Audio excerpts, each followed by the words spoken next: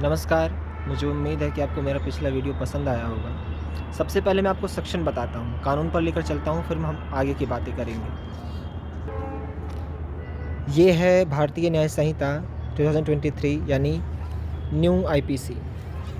अब इसका अगर हम सेक्शन 85 एंड 86 देखें तो पहले मैं आपको सेक्शन पढ़ के बता दूँ। Whoever being the husband or the relative of the husband of a woman subjects such woman to cruelty shall be punished with imprisonment for a term which may extend to 3 years and shall also be liable to fine. अब 86 देखते हैं क्या कहता है। Any willful conduct which is of such a nature is likely to drive the woman to commit suicide or to cause grave injury or danger to life, limb or health, whether mental or physical, of the woman, or B.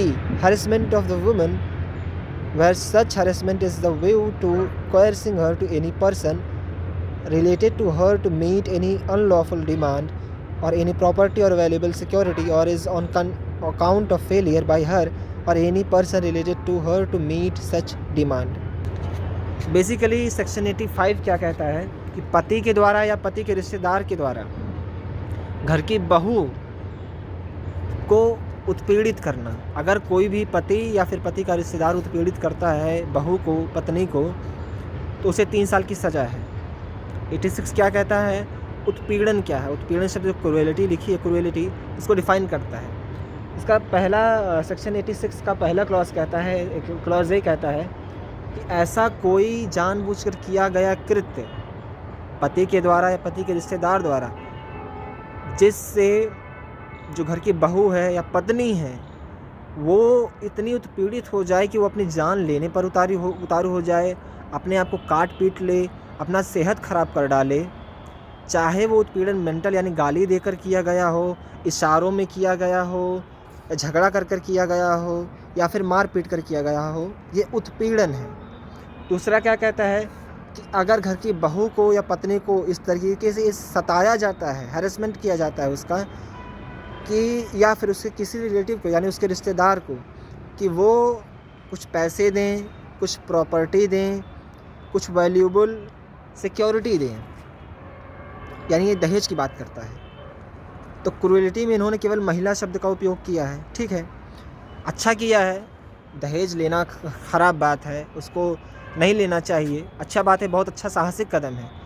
लेकिन जो cruelty इन्होंने शब्द use किया है, क्या ये इसमें अगर वुमन की जगह एनी वन जोड़ देते तो कितना सही होता। यही मैंने बात सेक्शन 69 में भी की है और इसमें भी कर रहा हूँ कि क्या जो मानसिक उत्पीड़न है पति के साथ नहीं हो सकता है। अतुल सुभाष का केस क्या है, वह भी तो उत्पीड़न का ही केस है। निशा शर्मा का केस था गाज़ियाबाद में। सबसे पहले मैं Preeti Gupta versus state of Jharkhand का केस बता देता हूँ कि 2006 में मनीषा पोद्दार की शादी होती है। 2007 में वो अपने पति के ख़िलाफ़, अपने ससुराल वालों के ख़िलाफ़, अपने नंदोई के ख़िलाफ़ केस दायर करती हैं अंडर सेक्शन 498A यानी 498A आईपीसी, 120B आईपीसी और डाउरी केस का यानी दहेज का केस जाता है, चलता है। बाद में ये जब सुप्रीम कोर्ट में जाता है केस तो प्रीति गुप्ता वहाँ बताती हैं। प्रीति गुप्ता कौन होता है? प्रीति गुप्ता जो होती है वो मनीषा पोद्दार कौन है? जिन्होंने दहेज का केस डाला है, उनकी वो नंद होती हैं प्रीति गुप्ता। तो प्रीति गुप्ता कहती हैं कि मैंने 7 सालों से मैं अपने घर नहीं गई, मैं सूरत में रहती हूँ, मेरा पति जो है गोरेगांव महाराष्ट्र में रहता है, तो मैं कैसे उसका उत्पीड़न कर सकती हूँ वहाँ से। बाद में ये जब केस सुप्रीम कोर्ट में गया तो सुप्रीम कोर्ट ने इसे पाया कि ये केवल पैसे वसूलने के लिए केस किया गया था और अपने ससुराल वालों को मनीषा पोद्दार ने परेशान करने के लिए इस केस को किया था और केस को सुप्रीम कोर्ट ने ख़त्म कर दिया। अब हम आते हैं अतुल सुभाष का केस। अतुल सुभाष की शादी 2019 में होता है निकिता सिंघानिया से, जो जौनपुर की होती हैं और वो बिहार के होते हैं। दोनों एक डेटिंग ऐप पर मिलते हैं, दोनों की शादी होती है। अतुल सुभाष 25 लाख यानी 25 लाख रुपए सालाना कमाते थे। निकिता भी 10 लाख रुपए 10 लाख सालाना कमाती थी। दोनों में किसी चीज़ को अनबन हुआ होगा लेकिन एक चीज़ याद रखिएगा कि अगस्त 2020 में निकिता के पापा मर जाते हैं हार्ट अटैक से।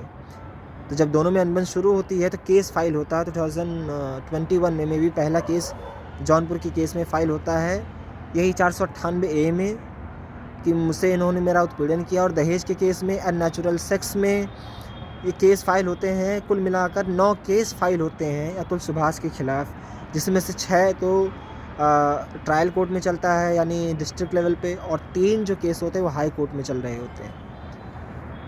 जिसमें से जुलाई 2024 में जौनपुर की जो फैमिली अफेयर्स की शायद जज थी, मुझे उनका भी तो नाम नहीं याद आ रहा है, उन्होंने अतुल सुभाष को ये ऑर्डर दिया कि तुम अपने बेटे को महीना 40,000 रुपये का भुगतान करोगे उसका मेंटेनेंस के लिए, उसको देख रेख करने के लिए।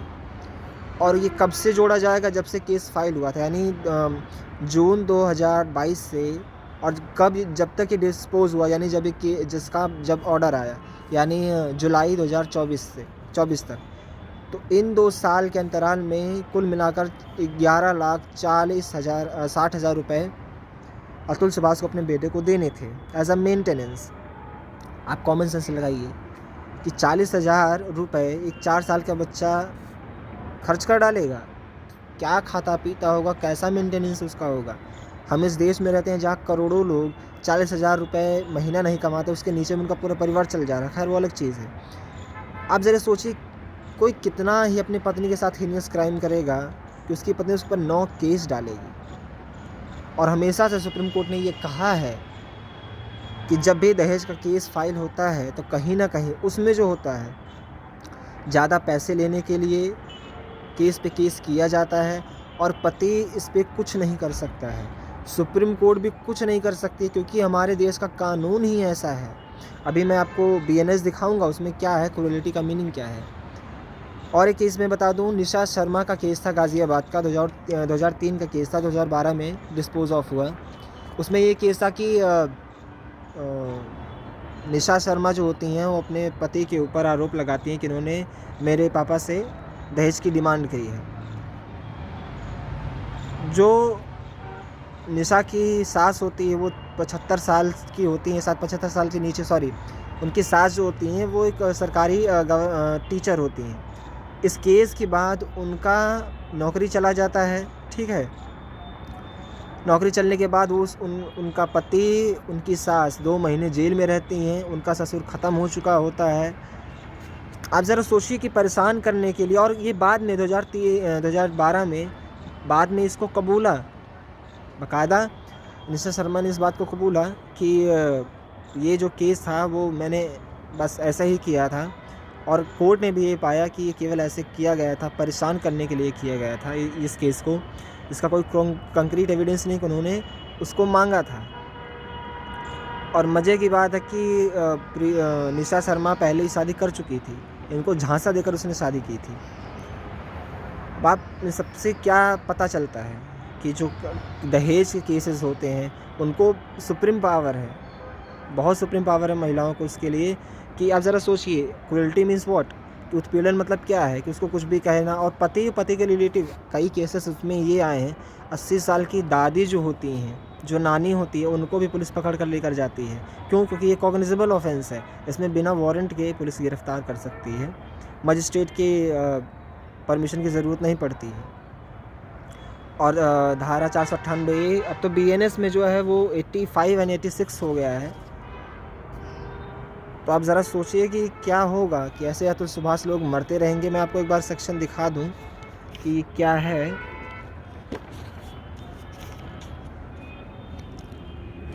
अब ये देखिए कि हस्बैंड और relative husband of a woman subjecting her to cruelty, whoever being the husband or the relative of the husband of a woman subjects such woman to cruelty shall be punished with imprisonment for a term which may extend to 3 years and shall be also be fined। यानी पति या फिर पति का कोई रिश्तेदार अगर घर की बहू को ऐसा कोई कृत्य करता है जिससे उसे मानसिक उत्पीड़न होता है या शारीरिक उत्पीड़न होता है, तो फिर उसको 3 साल की सज़ा होगी, ठीक है। इससे ख़तरनाक एक सेक्शन और है, सेक्शन यदि पहले तो 304 बी था, लेकिन हमारी सरकार की बखूबी ये देखिए कि सब कुछ बदल के रख दिया। अब इस सेक्शन में 80 में है, ये है डाउरी। अगर 7 साल के भीतर घर की बहू अगर मर जाती है, अगर जलकर मरती है या कुछ होता है, तो ये मानकर मारा जा भले वो अपनी नेचुरल डेथ से मरी हो, ये मानकर चला जाएगा कि वो दहेज हत्या है। अब आप खुद सोचिए कि हमारे देश का कानून क्या है कि केवल महिलाएं ही मानसिक रूप से उत्पीड़ित हो सकती हैं, पुरुष नहीं हो सकते हैं। ज़ाहिर-सी बात है, पुरुष भी हो सकते हैं। अतुल सुभाष उत्पीड़ित होकर ही तो उसने अपनी आत्महत्या की, लेकिन उसके साथ जस्टिस नहीं होगा। ज़्यादा से ज़्यादा क्या होगा, केस ख़त्म कर दिया जाएगा सुप्रीम कोर्ट के बिहाफ़ पे, उसकी ओर से उसको ख़त्म कर दिया जाएगा। लेकिन क्या जस्टिस मिल पाएगा अतुल सुभाष को? क्या वो जेल जाएँगे अबेटमेंट ऑफ मर्डर में? देखिए क्या होता है आगे। आप लोग सतर्क रहें, जो महिलाएं देख रही हैं प्लीज़ इसका इस्तेमाल ना करें, बहुत ख़राब सेक्शन है। आपको पावर है उसका यूज़ करिए, मिसयूज़ ना करें। और जो पुरुष देख रहे हैं, सोच समझ कर अपना जीवन साथी चुनें, लव अफेयर सोच समझ कर करें और सतर्क रहें। Thank you. भवतु सर्वमंगलम।